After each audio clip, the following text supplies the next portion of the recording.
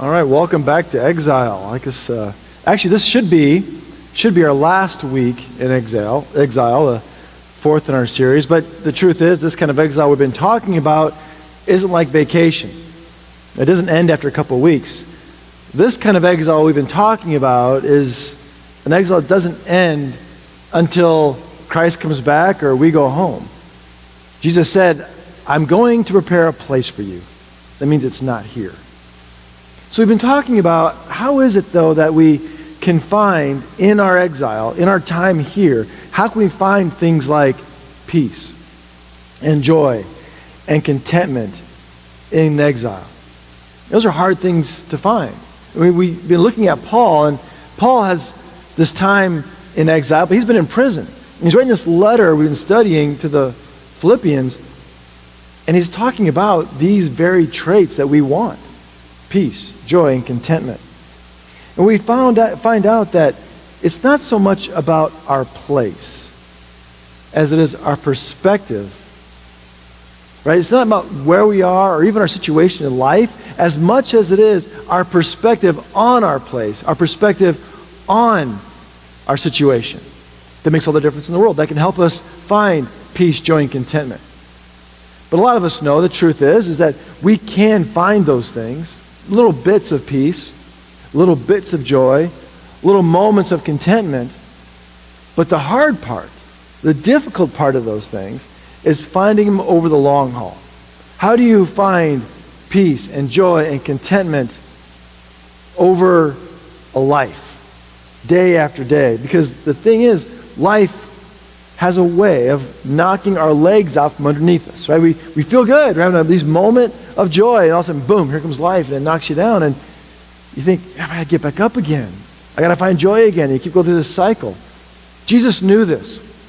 In one of his longest sections of teaching in the New Testament, Matthew 5 through Matthew 7, in this long section of teaching, the last thing that's recorded is a parable he tells. Kind of like this summary parable about life. And he kind of says this is in Matthew. He says, "Everyone who hears these words of mine and acts on them, who does them, is like someone who built their house on a rock." Because it's got a good foundation. So when storms come, and the floods raise, and the winds come, that house is going to stand. Because its foundation is on rock. But then he says, those who hear these words of mine and do nothing about them, don't act on them, are like people who built their house on sand.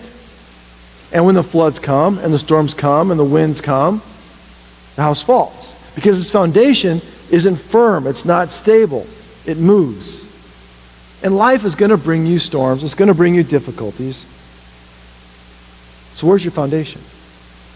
See, Jesus says that both people, the ones on the rock and the ones on the sand, they hear him. They hear him. They know about Jesus. But only the ones who act on it actually know him.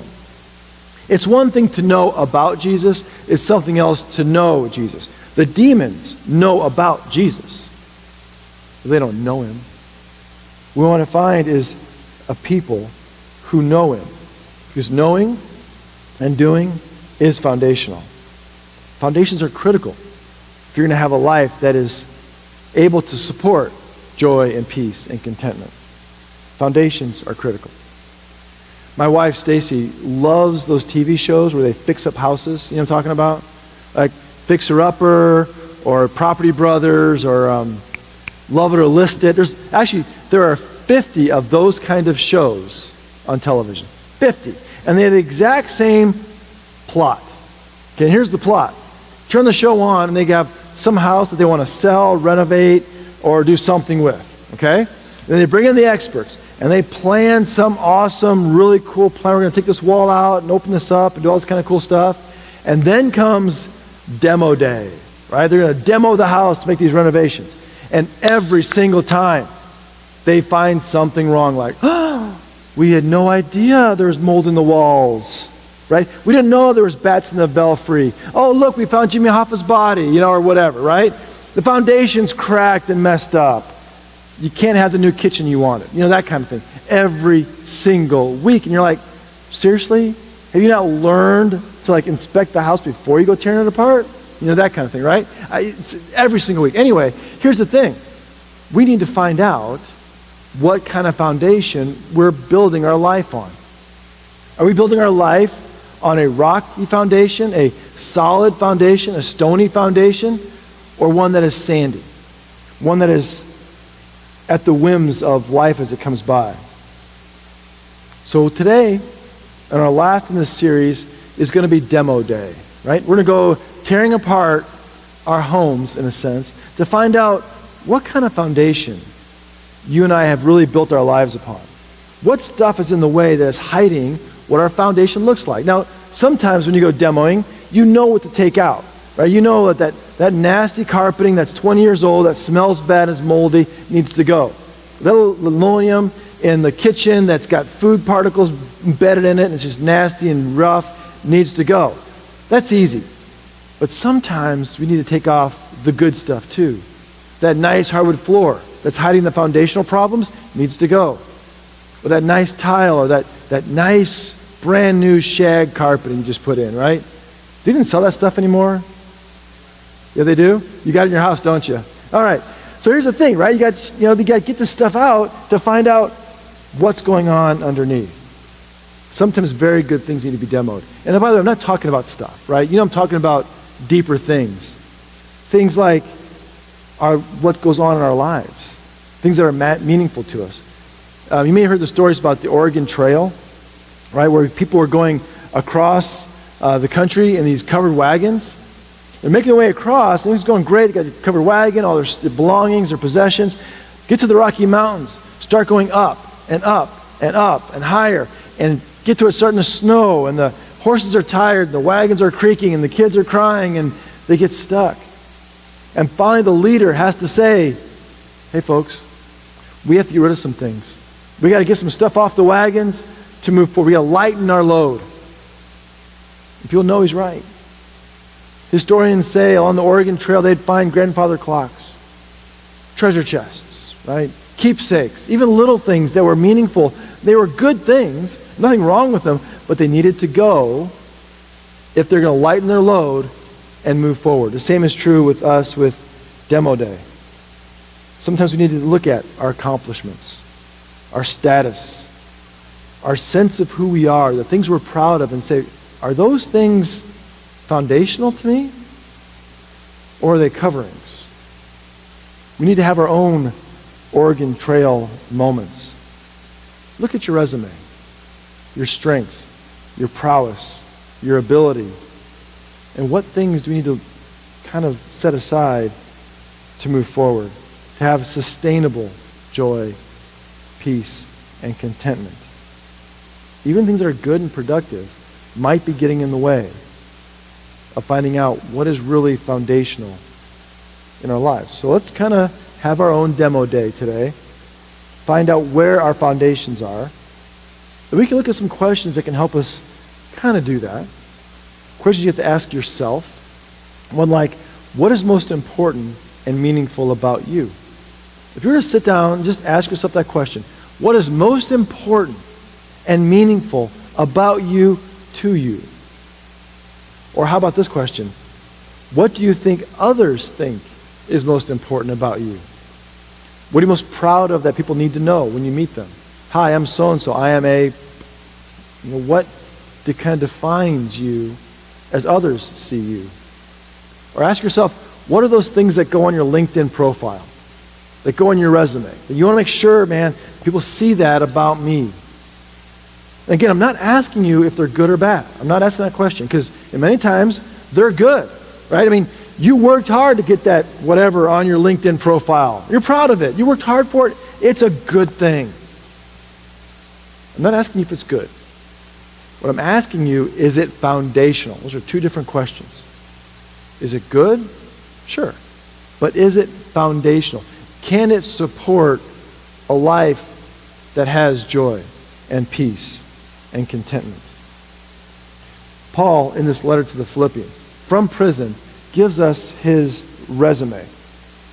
Now remember that this church was under some persecution, right? They're kind of having a hard time, and not just from those outside of the church, like, Romans and Greeks and people that weren't Christians, but people inside the church were giving them problems. Some folks who were Jewish and Christian, they're Jewish folks who became Christian, came to Philippi and said, you're not good enough. I mean, yeah, you follow that Paul guy and you accepted Christ and that's all fine and good, but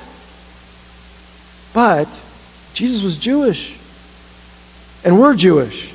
And therefore, to really be Christians, to be a grade A, number one, class A Christian, you need to be Jewish and do Jewish things. Jesus was Jewish. Do Jewish things. So you need to have like Jesus plus this other stuff. You need to do this stuff too. Paul was against this completely. It frustrated him wherever he went. There were these people that thought you needed Jesus plus other stuff. He said, no, you don't. And he's kind of ticked off in this letter. In this section, he's angry with not just these folks who are trying to convince the Philippians that they need to be Jewish, but also with the Philippians for believing him. He says to them, look, when Jesus came to you, were you Jewish?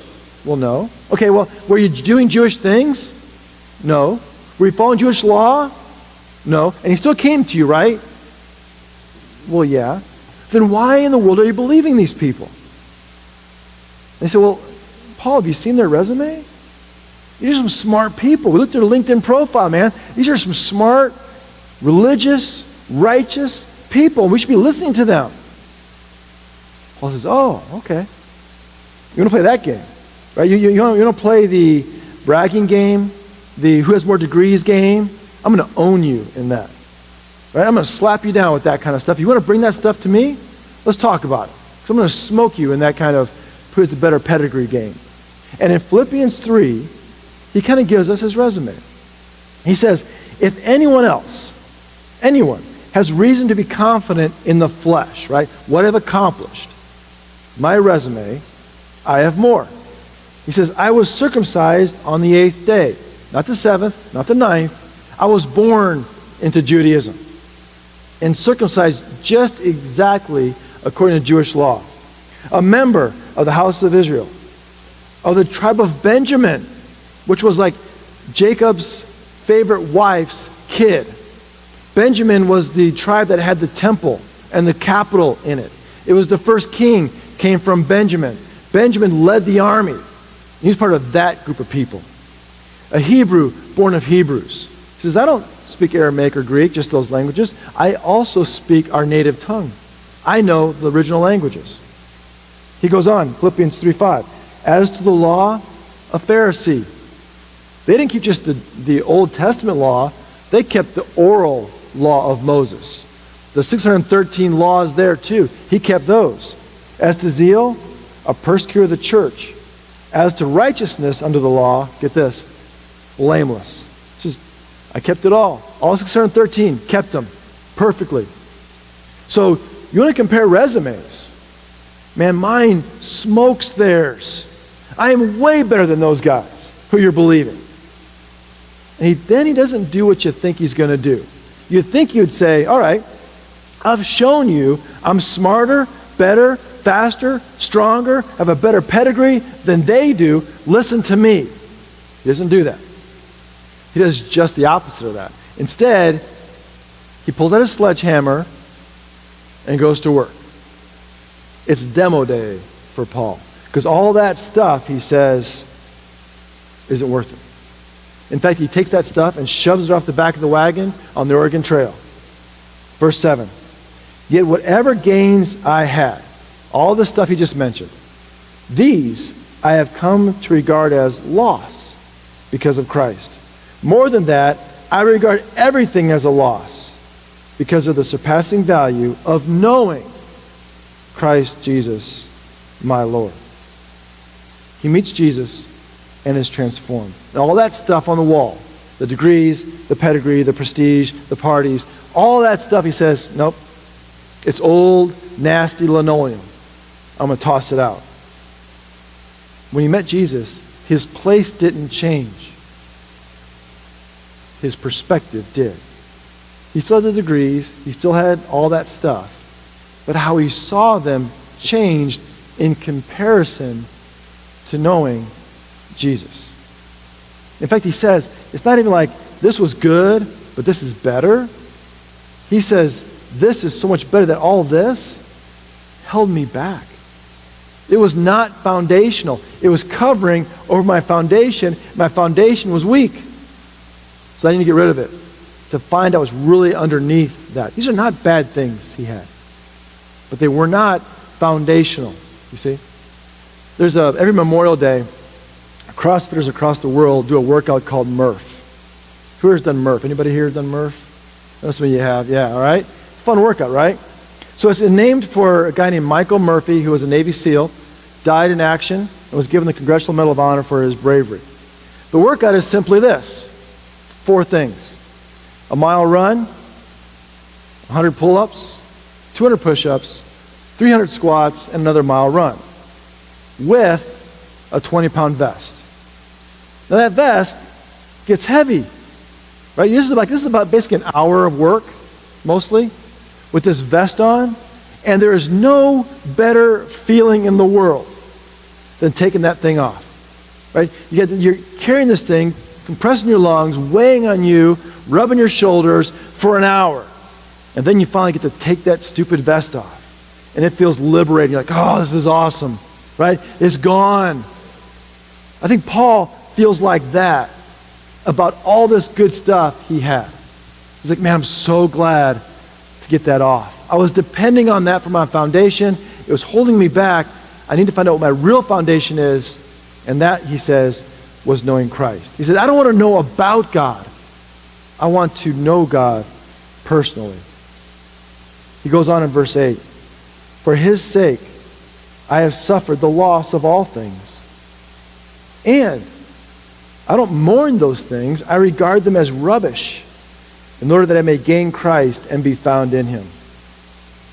I consider them rubbish. Maybe your Bible has refuse. It's interesting. Translators don't like the word that Paul uses here for rubbish. So they give you like a cleaned up word, like that fits in your little gilded Bibles. You know, it's a nice word. We want to say, like rubbish or refuse. Refuse sounds like the thing you got, the little stick with the pointy thing, you kind of like poke it and you put it in the bag. It's just a little piece of paper, a little extra junk, that kind of stuff. That's not the word that is used here. The word that is used here in Greek is skubalon. Skubalon. And it's an ugly word. It's a yucky word. The translators just can't bring themselves to put in your Bibles in English. It's a word that was used by the Greeks to describe rotting human flesh, or rotting food, or other stuff you're going to find in the streets, or that you step on, that walking behind a dog, right? In fact, I saw a t-shirt online doing some research. It said, skubalon happens. Okay, so you kind of get what this word means, right? It's a nasty, horrible, disgusting thing. And what Paul says is, all the stuff that he held so dear, compared to knowing Christ as his foundation, is skubalon. So what is our skubalon? Because I think sometimes we know it's there, we just ignore it. We can smell it, like something's not right. We ignore that. Years ago, when I was back in Georgia, I had a man come to me for counseling. And he had a beautiful wife, beautiful family. And he came to me and he said, I believe I deserve, at my age, to be able to go out and sow my wild oats. He says, I think it's okay. I think God is okay with me cheating on my wife. I think I should be able to do that. I think God's okay with it. And I'm like, then why'd you come to me? He said, well, I've got this guilt thing going on. And I feel guilty about this, and so I want you to help me with this guilt. And honestly, I was like, you got to be kidding me. And that's what I told him, like, you're really being serious with me. Because that guilt thing you're feeling is guilt because what you're doing is going to be wrong. You got a beautiful wife, beautiful family, you want to throw that all away for a little pleasure. This guy was holding in his hands a bunch of skubalon. And he said, like this and going, something smells bad. Like, yeah, it smells bad. You're holding on to a bunch of poop. Get rid of it. Put that aside. He didn't want to. Thankfully, he did. And he saved his marriage and his family from himself. What in your life is skubala? You smell it, you know it's bad, but you hang on to it. And even if it's good things that get in the way of moving forward or finding out what your real foundation of life is. Jesus said in Matthew 16, what will it profit them if they gain the whole world but forfeit their life? Or what will they give in return for their life? Great question. Is there anything you can do or put on a resume or achieve that you can give in exchange for your life? And the answer is no. Again, they're not bad things. I want to be very clear about that. But they should not be foundational things. It's okay to have great carpet and nice chandeliers and nice flooring, whatever, but you can't build a foundation with those things. When Paul meets Jesus and comes to know him, everything else goes off the wagon to rebuild his life on that new foundation. His perspective has changed. In Philippians 3:10, it says, I want to know Christ. Not about him. I don't want to sit in a pew and just know about him. He says, I want to know Christ. The good and the bad. The power of his resurrection. I also want to know the sharing in his sufferings. Becoming like him in his death, if somehow I may attain the resurrection of the dead. He says that is foundational. Do you and I have an honest relationship with Jesus where we know him or are seeking to know him and build the foundation there and everything else gets added to the top of that? So we know what our real foundation is. It's really that simple. But there's some hard decisions to get to that point. Do you want to know Christ or about Christ? If you want to know Christ, you'll find a place, a foundation upon which to build joy, contentment, and peace. This past week at our staff meeting, we usually have a devotion time. And Kevin, our children's minister, brought a devotion that he found. And what it claims to be, at least, is a kind of a piece of poetry-ish from a Rwandan who had become a Christian and soon after that had died for his faith. He became a Christian, and he kind of talks about in this very poetic piece about how that changed him and what it meant to him and how it became foundational to his life moving forward. And although his life was short after writing this, you can see the change it made in him and the peace and the contentment and the joy in who he was. I want to kind of close with that today. He says this. He says, I am part of the fellowship of the unashamed. I have the Holy Spirit power. The die has been cast. I have stepped over the line. The decision has been made. I am a disciple of Jesus Christ. I won't look back, let up, slow down, back away, or be still. My past is redeemed. My present makes sense. My future is secure. I am finished and done with low living, sight walking, small planning, smooth knees, colorless dreams, tame visions, mundane talking, chintzy living, and dwarfed goals. I am no longer need preeminence, prosperity, position, promotions, or popularity. I don't have to be right, first, tops, recognized, praised, regarded, or rewarded. I now live by presence, learn by faith, love by patience, lifted by prayer, and labor by power. My pace is set, my gait is fast, my goal is heaven, my road is narrow, my way is rough, my companions few, my guide is reliable, my mission is clear. I cannot be bought, compromised, deterred, lured away, turned back, deluded, or delayed. I will not flinch in the face of sacrifice, hesitate in the presence of adversity, negotiate at the table of the enemy, ponder at the pool of popularity, or meander in the maze of mediocrity. I won't give up, back up, let up, or shut up until I've prayed up, paid up, stored up, and stayed up for the cause of Christ. I'm a disciple of Jesus Christ. I must go until he returns, give until I drop, and work until he comes. And when he comes to get his own, he will have no problem recognizing me. My colors will be clear, for I am not ashamed of the gospel, because it is the power of God for salvation to everyone who believes. Let's pray.